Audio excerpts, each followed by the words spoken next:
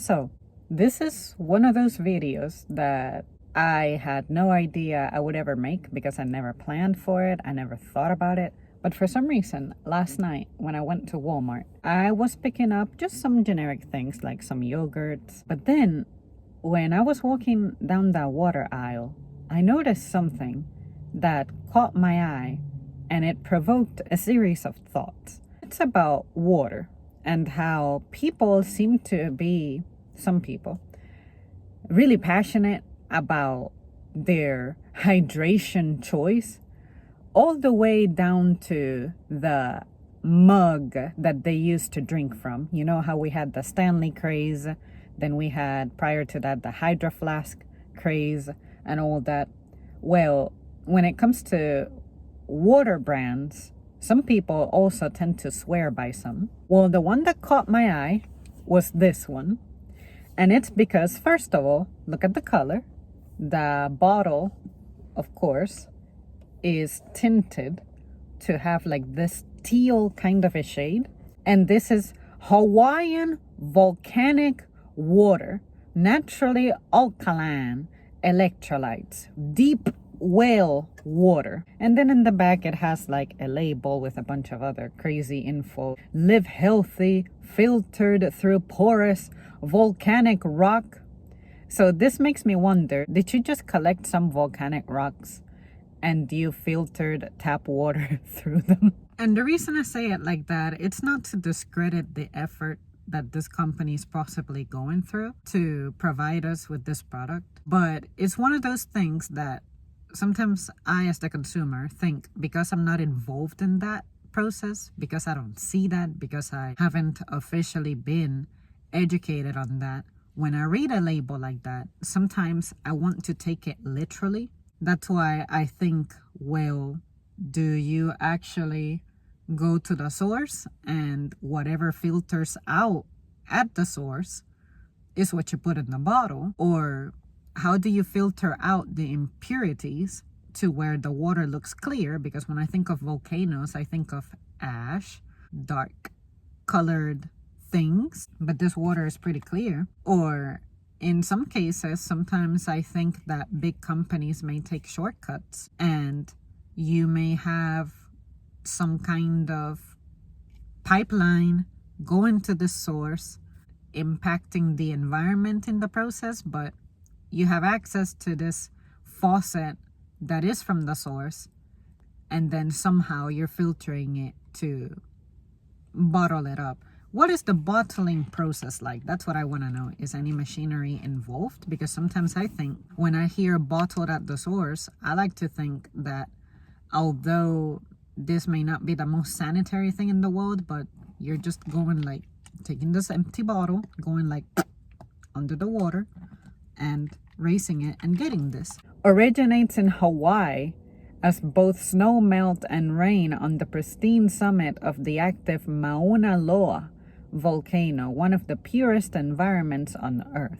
Now this bottle was some $2 and something cents. Let's round it up to 3. When I looked at it, I thought 1.5 liters. It's about the size of the bottle I regularly try to get. When it comes to marketing, sometimes I wonder how much of this is practical.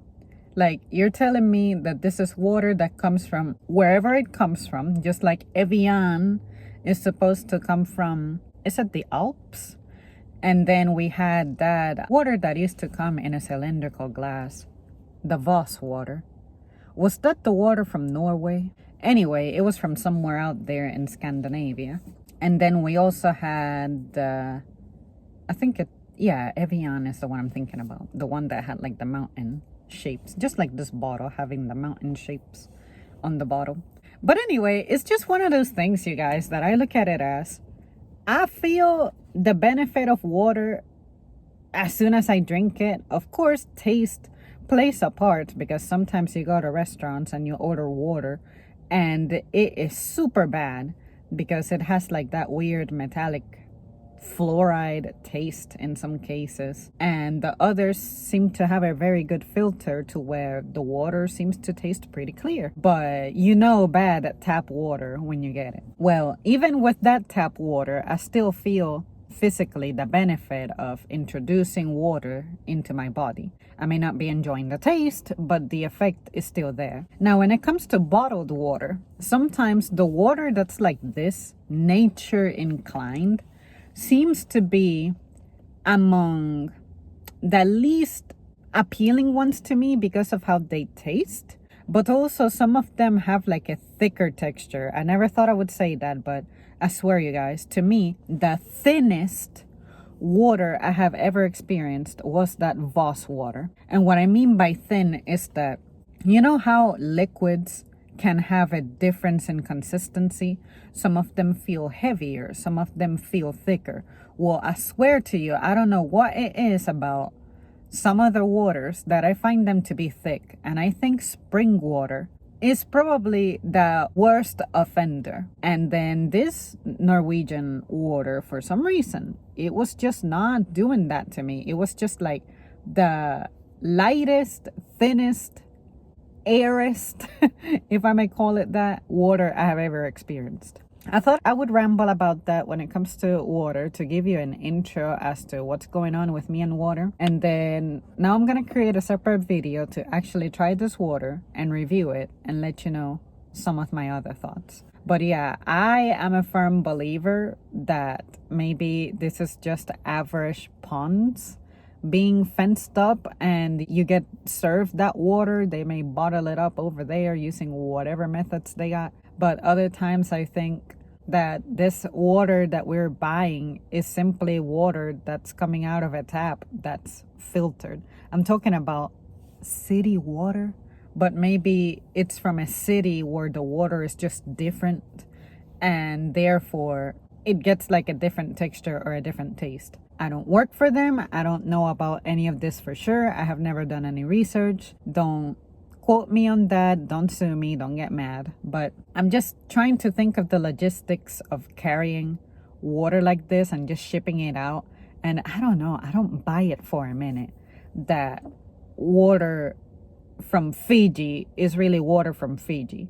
That water from Evian is really water from Evian. What are you doing out there? I don't know. But anyways, you guys, let me know your thoughts on this. If you're much savvier than I am on this, please delight me. I love learning about stuff like this. And maybe this is a sign that I should look into it, because when I took environmental science way back when I was in high school, I was introduced to ideas that I don't think, had I not taken that class, I would have found out about. So, yeah, enlighten me. And maybe enlighten yourself if you're going to search on my behalf or suggest something.